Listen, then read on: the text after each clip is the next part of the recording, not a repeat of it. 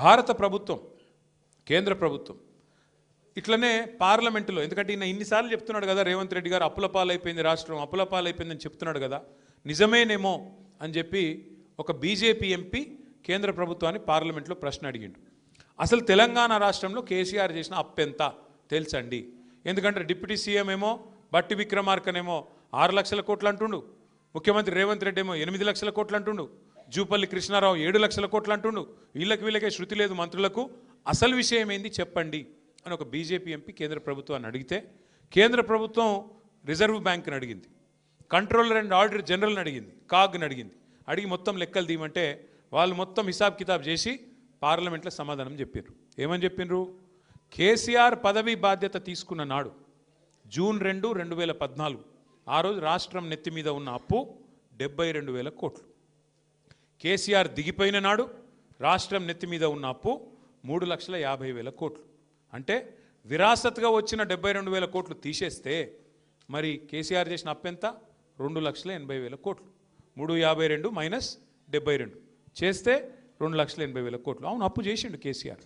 2,80,000 కోట్లు అప్పు చేసిండు. మరి ఏం చేసిండు? 2,80,000 కోట్లు అప్పు చేసి 73,000 కోట్ల రూపాయలు రైతుల ఖాతాల్లో వేసిండా వేయలేదా? జిల్లాకు ఒక మెడికల్ కాలేజ్ నర్సింగ్ కాలేజ్ పెట్టిండా పెట్టలేదా? 1,022 గురుకుల పాఠశాలలు పెట్టిండా లేదా? కరెంటును బాగు చేసేందుకు 50,000 కోట్లు ఖర్చు పెట్టి కరెంటును బాగు చేయలేదా?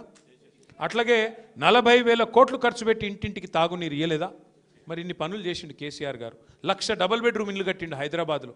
ఇవన్నీ మన కళ్ళ ముంగట కనబడతలేవు. ఇప్పుడు కొల్లూరు ఓంగా, అహ్మద్గూడ ఓంగా, మొత్తం చుట్టూ తిరగంగా 1,00,000 డబుల్ బెడ్రూమ్ ఇల్లు మీ కళ్ళకు కనబడుతున్నాయి.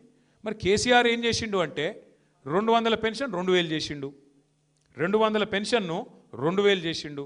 15 లక్షల మంది ఆడపిల్లలకు 1,00,000 రూపాయలు ఇచ్చి పెళ్లి చేసిండు. 15 లక్షల మంది ఆడపిల్లలకు కేసీఆర్ కిట్ ఇచ్చిండు. ఆడపిల్ల పుడితే 13,000 ఇచ్చిండు, మగపిల్లగాడ పుడితే 12,000 ఇచ్చిండు. నువ్వేం చేసినావో చెప్పు జరా. 2 ఏళ్ళే కదా నువ్వు వచ్చి. ఒక్క ఇటుక పెట్టినావు ఎక్కడన్నా? ఒక్క పొగ తవ్వినావు ఎక్కడన్నా? ఒక్క మనిషికి సాయం చేసినవా?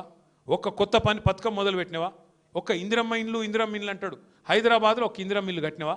చూపెడతావా ఎక్కడన్నా? 2 ఏళ్ళు సరిపోలేదా మరి? అందుకే నేను అంటున్నా, బండ్లగూడలో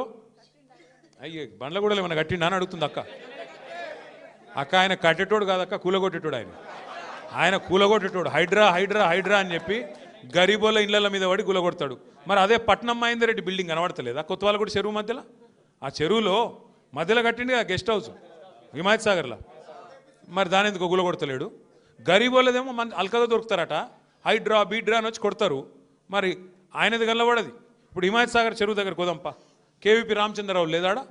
వివేక్ వెంకటస్వామిది లేదు మంత్రిది. మరి ఈ పెద్ద పెద్ద సిపాయిలేదేమో కనబడతలేవా మీకు?